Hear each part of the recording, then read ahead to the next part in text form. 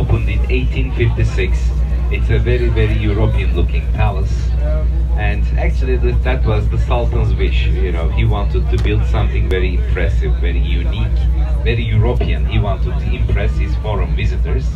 That's why he spent a fortune for building this huge palace. And it took 13 years.